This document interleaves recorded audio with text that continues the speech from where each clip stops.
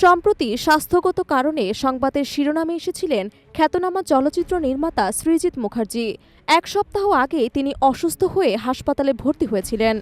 এখন তিনি সম্পূর্ণ সুস্থ, তবে এবার ব্যক্তিগত জীবনের গুঞ্জন নিয়ে ফের আলোচনায় তিনি। টলিউডে কান পাতলে শোনা যাচ্ছে সৃজিত নাকি আবার এক বিদেশিনী অভিনেত্রীর সঙ্গে প্রেমের সম্পর্কে জড়িয়েছেন। সেই অভিনেত্রী আর কেউ নন, বরং টলিউডের পরিচিত মুখ আলেকজান্দ্রা টেলর। বাংলা সিনেমায় ইতোমধ্যেই আলেকজান্দ্রা বেশ কিছু কাজ করেছেন, ফলে ইন্ডাস্ট্রির অন্দরেও তার চেনা জানা অনেক।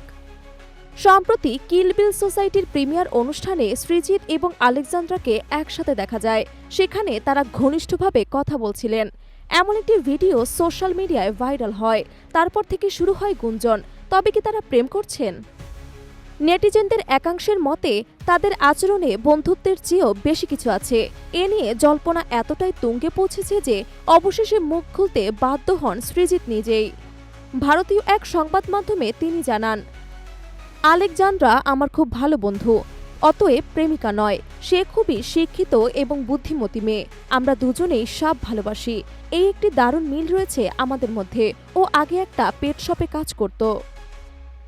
নতুন কোনো প্রজেক্টে আলেকজান্দ্রাকে নেওয়া হবে কিনা সেই প্রসঙ্গে সৃজিত জানান, আমরা কিছু বিষয় নিয়ে আলোচনা করছি, কিন্তু এখনও তার জন্য কোনো নির্দিষ্ট চরিত্র ভাবিনি। তবে এর আগেও শোনা গিয়েছিল সৃজিত নাকি তার স্ত্রী মিথিলার সঙ্গে এখন আর থাকেন না, যদিও সেসব গুজব দুজনেই কখনো প্রকাশ্যে স্বীকার করেননি। এবার প্রেমের নতুন গুঞ্জনকেও একইভাবে উড়িয়ে দিলেন সৃজিত। সব মিলিয়ে প্রেম নয়, বরং এক বন্ধুত্বপূর্ণ সম্পর্ককেই সামনে আনলেন সৃজিত মুখার্জি, যা মিডিয়ার বাড়াবাড়ি বলেই মনে করছেন অনেকেই।